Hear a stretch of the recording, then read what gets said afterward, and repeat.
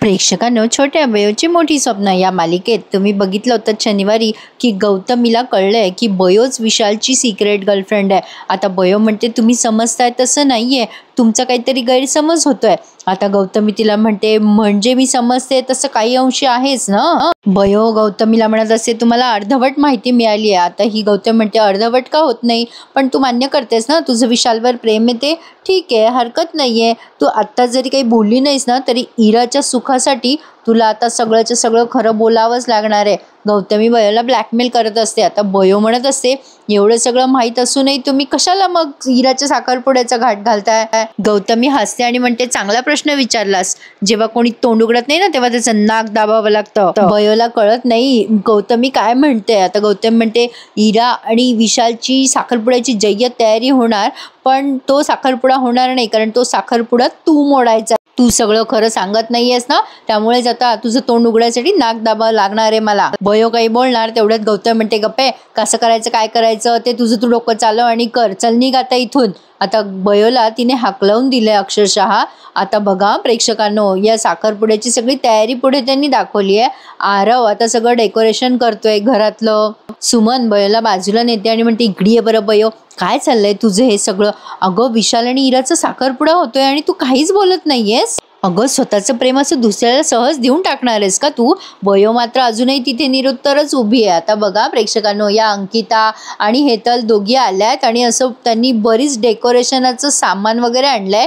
आता ती इरा आरव असं मोठ्या मोठ्याने ओरडत असते. आरव म्हणतो अगं तुला दिसत नाहीये का मी इथेच उभा आहे ना. आता अंकिता म्हणते मला सेलिब्रेशन करायला खूप आवडतं. आता हे सगळेजण खूप हॅप्पी आहेत आणि इथे त्यांनी बरंच छान सेलिब्रेशन दाखवलंय. गौतमी येते तिथे आणि विचारते झाली का सगळी तयारी. आता ही अंकिता गौतमीला म्हणते हॅलो मम्मा. गौतमी म्हणते काय बोललीस ग. आता हेतल म्हणते आओ इराची मम्मा असं म्हणायचं होतं तिला. अंकिता पुढे म्हणते इरा कुठे, तिच्यासाठी ड्रेस आणलाय. मग इरा खाली येऊन तो ड्रेस बघते आणि खूप सुंदर ड्रेस असतो तो, इराला फार आवडलाय. गौतमी म्हणते तू घातल्यानंतर या ड्रेसची व्हॅल्यू अजून वाढणार आहे इरा, तू ट्राय करून बघ ना. आता इरा म्हणते चला मग आपण ट्राय करून बघूया. हेतल म्हणत असते आधी हॉस्पिटलला जाऊ आपण. अंकिता म्हणते अगं पण फिटिंग वगैरे बघावं लागेल ना. मग आता ही इरा म्हणते बरं जाऊ द्या पण नंतर ट्राय करू. मग आता बयो तिथेच उभी आहे. गौतमी तिला म्हणते वेळ नाहीये बयो आपल्याकडे, सगळी जबाबदारी तुझ्यावर आहे माहितीये की नाही तुला. आता बयो नुसती होय असं म्हणते.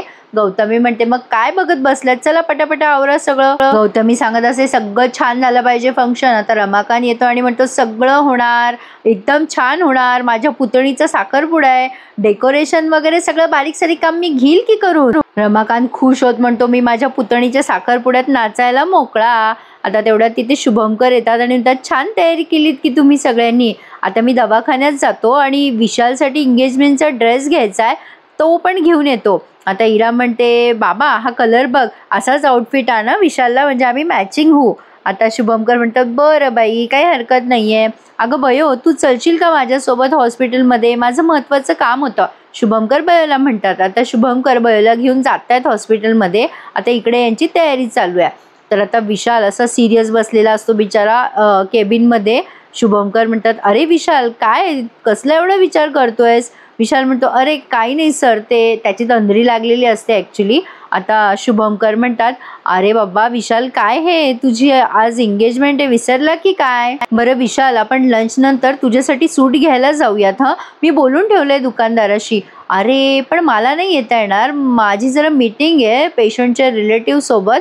तू एक काम करशील का, तू एकटा जाशील का, मी तुला ॲड्रेस देतो. मग आता विशाल म्हणत असतो सर कशाला उगाच तुम्ही त्रास करताय, मी घेऊन जाईल की. शुभंकर आता म्हणतात नाही नाही तू एकटा जाऊ नकोस, तुझ्यासोबत कोणाला तरी घेऊन जा. आता तिथे बयो असते. मग शुभंकर म्हणतात बयो तू जाशील का ग आपलं विशाल सोबत. आता बयोला टेन्शनच आलंय आणि विशाल आणि बयो दोघं एकमेकांकडे बघायला लागतात. आता शुभंकरांना फोन आलाय म्हणून ते बिझी होतात आणि फोनवर सांगतात मी आलोच. आता ते म्हणतात की मी आलोच मला जरा त्या अभिजात सरांनी बोलवलंय मी आलोच. हे बयो नक्की जा विशाल सोबत असं म्हणून आता ते तिथून निघून गेलेत. आता विशाल आणि बयो एकमेकांकडे नुसते बघतात. आता विशाल बघा प्रेक्षकांनो बयोला खूप ओरडतो शुभंकर गेल्यानंतर. विशाल म्हणतो थांब जरा सरस्वती, आता शुभंकर सर म्हणाले ना माझ्यासाठी सूट घ्यायला जायचंय, सांग ना कुठल्या रंगाचा सूट घेऊ. काय ग सांगायचं नाही का तुला. अरे सॉरी सॉरी, उगाचच मी तुला माझ्या गोष्टी सांगत बसलो नाही का. नाही नाही, याच्या पुढच्या सगळ्याच गोष्टी आता तर इरा ठरवणार आहे. मला तर आता इरालाच विचारायला हवं, माझ्या सूटचा रंग कुठला, मी काय घालायचं काय नाही. अगं माझा साखरपुडा आहे आज इरा सोबत नाही का. काय काय झालं, तुझा चेहरा का पडलाय, आनंदी का नाही आहेस तू, सगळं तुझ्या मनासारखं होतंय ना. हल्ली तुझा चेहरा असाच असतो. अगं आज तर खास दिवस आहे, आज तुझ्या चेहऱ्यावर हसू नको का, चल चल हस बरं. विशाल मुद्दाम टोमणे मारतोय बयोला. आता बयो म्हणत असते सर मला तुम्हाला काहीतरी सांगायचंय. आता विशाल म्हणतो मला नाही ऐकायचंय तुझं, तू मला परत परत हेच सांगणार आहेस ना की इराचा आणि माझा संसार कसा सुखी होणार आहे, आमची जोडी कशी दिसते, मला काहीही ऐकायचं नाहीये. आता या बयोला सांगायचंय गौतमीबद्दल, पण आता विशाल काहीही ऐकून घ्यायला तयार नाहीये. विशाल म्हणतो काहीच बोलू नकोस तू सरस्वती, आज माझा साखरपुडा आहे की नाही, मला छान स्माईल करायची आहे, आवरावर करायची आहे, चल माझ्याकडे वेळ नाही आहे, असं म्हणून विशाल तिथून निघून जातो. म्हणजे बयोला त्यालाही सांगता येत नाही.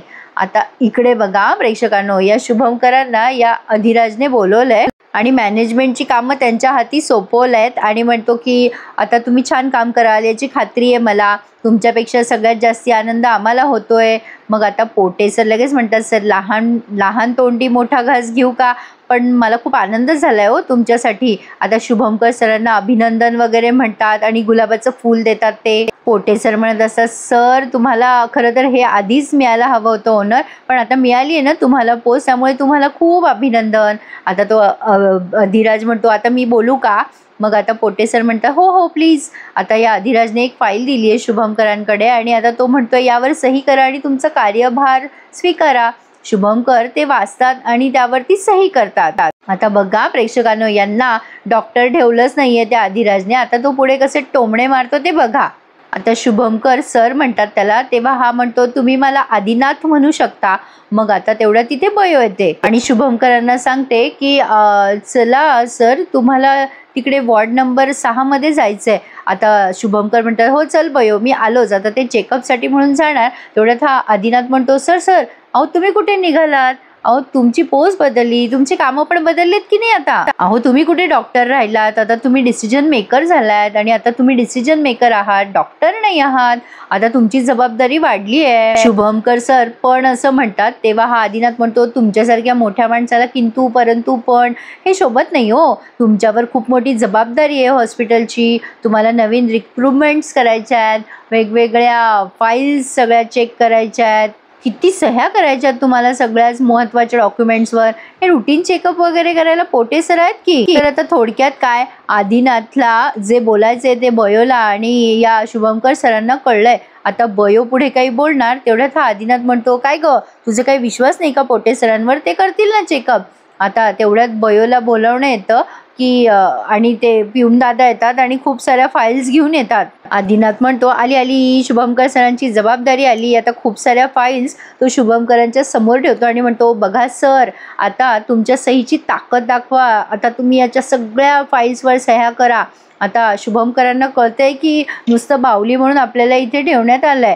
आता हे प्रमोशन नाही आहे, तर खरं तर त्यांचं पद जरा खाली घेतलं यांनी, पण असं गोड बोलून, हे समजलंच असेल तुम्हाला.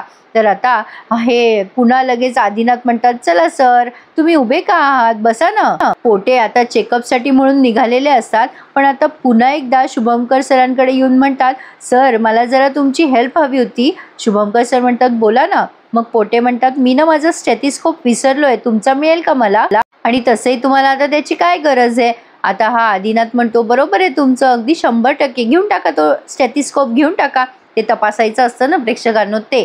आता शुभंकरांना ही गोष्ट खूप खटकली आहे. पोटे सरांनी लगेच त्यांच्या गळ्यातून तो काढून घेतलाय आणि निघून जातात ते घेऊन. आता आदिनाथ पुन्हा एकदा शुभंकर सरांकडे बघतो आणि त्यांना म्हणतो ऑल द बेस्ट सर आणि निघून जातो तिथून. ही गोष्ट शुभंकरांना खटकली आहे, पण आता काय बोलणार, काही शब्दच उरले नाहीयेत. आता हे पोटे सर इतके उद्धट सारखे बोलतात प्रेक्षकांनो.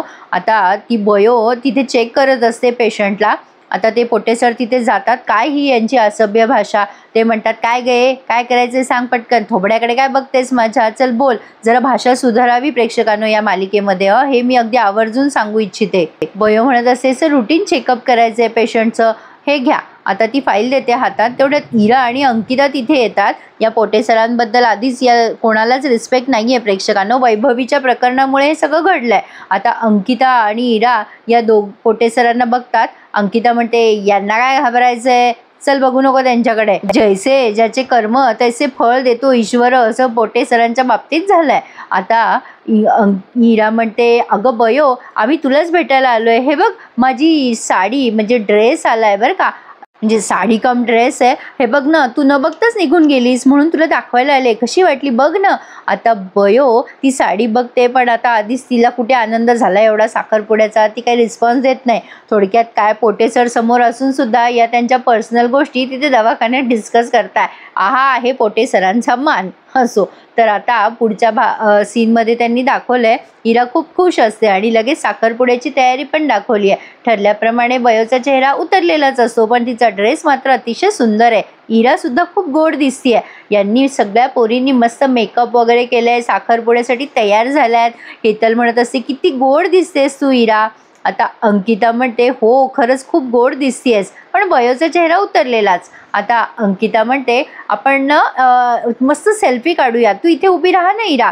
आता इरा तिथे उभी राहून मस्त सेल्फी वगैरे काढत असते तिच्या त्या एंगेजमेंटच्या साडीमध्ये, आणि आता बयो तिथे बाजूलाच असते. मग आता इरा तिला म्हणत असते, बयो तू ये ना इकडे. आता आधी हेतल म्हणते, तुला काय झालंय ग बयो, इराचं साखरपुडा आणि तू का चेहरा पाडून बसली आहेस. बयो म्हणते, नाही काही नाही झालंय. मग आता ते बयोला बोलवतात सेल्फी काढण्यासाठी आणि तिलाही जॉईन करून घेतात. सेल्फी काढतात सगळेच जण बरं का प्रेक्षकांनो, सगळे खूप खुश आहेत. आणि आता गौतमी येते तिथे आणि म्हणते, इरा बाळा इकडे ये ना माझ्या जवळ, मला बघू दे कशी दिसतेस. आता इराला बघून गौतमी म्हणते, वा किती गोड दिसतेस बेटा, किती छान दिसतेस तू. आता इरा म्हणते, थँक्यू सो मच मम्मा, हे सगळं तुझ्यामुळे घडलंय. आता गौतमी म्हणते, माझी नजर नको लागायला तुला, आज नेहमीपेक्षा खूप सुंदर दिसतेस. माहितीये तुला का छान दिसतेस तू. इरा म्हणते, का ग. मग आता गौतमी तिला गळा भेट देते आणि म्हणते, विशाल सोबत एंगेजमेंट होणार आहे ना, म्हणून इतकी गोड दिसतेस तू. आता इरा म्हणते, थँक्यू मम्मा, तू माझ्या मनासारखं केलंस. आता गौतमी पुढे इराला मुद्दाम काही लहानपणीच्या आठवणी सांगते, म्हणजे असं इमोशनल व्हायचं नाटक करते आणि म्हणते, तू लग्न होऊन आता सासरी जाणार, तिथे तुला माझी गरज लागली किंवा काहीही लागलं तर कोण असेल ग तिथे. आता इरा म्हणते, मम्मा किती रडतेस तू, आणि टेन्शन घेऊ नकोस, आज थोडी लग्न करते मी, फक्त साखरपुडा तर करते. गौतमी म्हणते, हो रे बेटा मला माहिती आहे, पण मी तुझी आई आहे ना, तेवढी तर इमोशनल मी होणारच, काळजी वाटते ग मला तुझी. बरं चला तुम्ही छान फोटो काढा, टेरेसवर जाऊन लाईटमध्ये फोटो काढा. हे घे तुझी रिंग. आता ती इरानं जाता जाता बयोजवळ रिंग देते बरं का प्रेक्षकांनो. आता हे सगळेजण गेलेत. आता गौतमी धमकवायला लागते बयोला. गौतमी म्हणते, इराचं जर एंगेजमेंट झाली तर तिचं आयुष्य बर्बाद होईल, मी सांगितलं तसं कर. या इराने आणि विशालने एकमेकांना अंगठी घालवण्यापासून थांबव, हा साखरपुडा थांबव. आता बयो जरा धर्मसंकटातच पडली आहे. आता मात्र गौतमी म्हणते, माझ्या इराचं आयुष्य उद्ध्वस्त झालं ना तर बघ, मी सांगितल्यावर जर तू ते केलं नाहीस तर मी काय करेल याची कल्पना तुला आहेच. असं बोलून गौतमी आता तिथून निघून जाते. पण आता बघा प्रेक्षकांनो, बयो पुढे काय करते हे जरा टेन्शनच आहे. हा भाग त्यांनी संपवलाय, पण पुढच्या भागात त्यांनी दाखवलंय की आता ती एंगेजमेंट रिंग घालायची वेळ आलेली असते आणि बयो ती रिंग गायबच करते. आता बघूयात इरा त्यावरनं काय तमाशा करते ते. आता येणारे भाग इंटरेस्टिंग असतील. आजचा भाग आवडल्यास चॅनलला प्लीज सबस्क्राईब करायला विसरत जाऊ नका. धन्यवाद.